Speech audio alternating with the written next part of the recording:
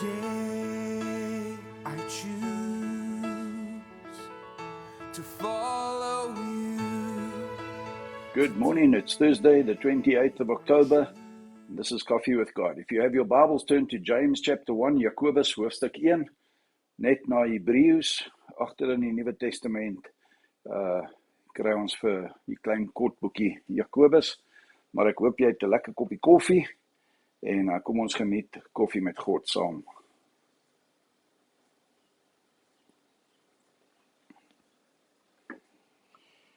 James 1, and in the context of James talking about when we go through various trials and when we suffer, when we're busy in this world and things are not always going the way we planned and thought, and we've removed the buts, we're busy doing life, we're busy involved in what the Lord wants us to do. There may be times of opposition, there may be times of trial, and he says to us, those trials are brought across our path and allowed across our path by God, because they produce in us a perfect work, that we may be perfect, complete, and lacking nothing.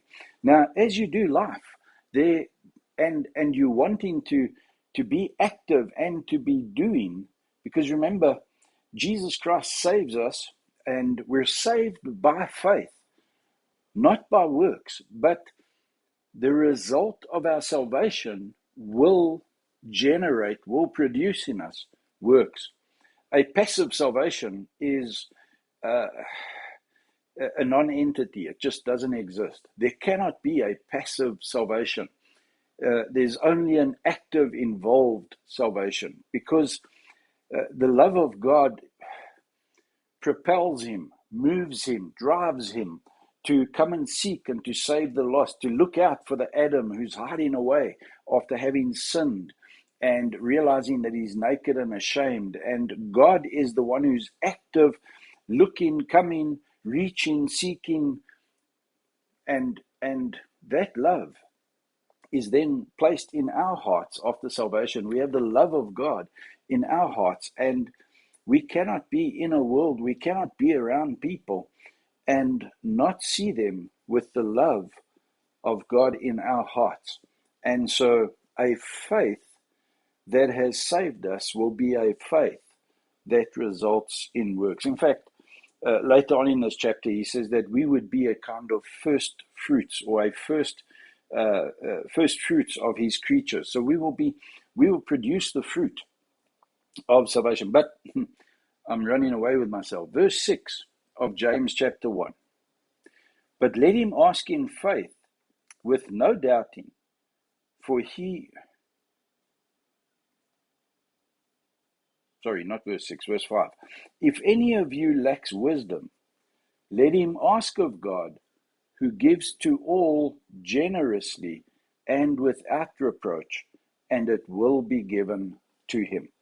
Now, in the midst of these trials, in the midst of these things, in the midst of us wanting to get involved and being impelled, being pushed, being forced, being driven to get involved in one another's lives and to take action and to reach out and to affirm and to encourage and to exhort, as we're seeking to do that, we may not always know how. We may doubt the words that we use. We may doubt the approach that we're supposed to take. When in doubt, if any of us lacks the wisdom as to how to approach life and be involved, ask of God, who gives to all generously and without reproach. You remember the times when you went to your parents and you said they were busy watching TV, or they were busy reading a book, or they were busy wherever, whatever, with themselves, and you went to them and you said, please, can I have some? And they said, not now, man, we're busy. Can't you always... God gives to us generously, without reproach. You can never bug God when you're asking him for wisdom. He never loses his patience with us. He gives generously and without reproach. So if you lack something, Don't think back to the times when you asked for help and you were pushed away, rebutted, wanneer mense jou weggestoot het, wanneer mense kort af met jou was, toe jy vir hulp gevra het en in plaas van hulp het jy 'n vermaaning gekry. Moenie so dink nie. Is glad nie so met God nie. As ons iets nodig het en ons gaan na God toe, hy gee, oorvloedig en sonder vermaaning.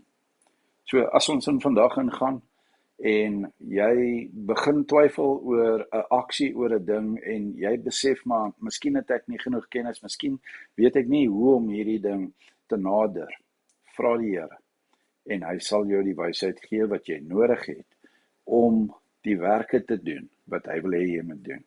So gaan met selfvertroue en 'n vertroue in God in elke situasie, elke gesprek, elke daad vandag en geniet vandag. Nou, ek sê sonder twyfel, koffie help jou om 'n beter dag te hê as tee.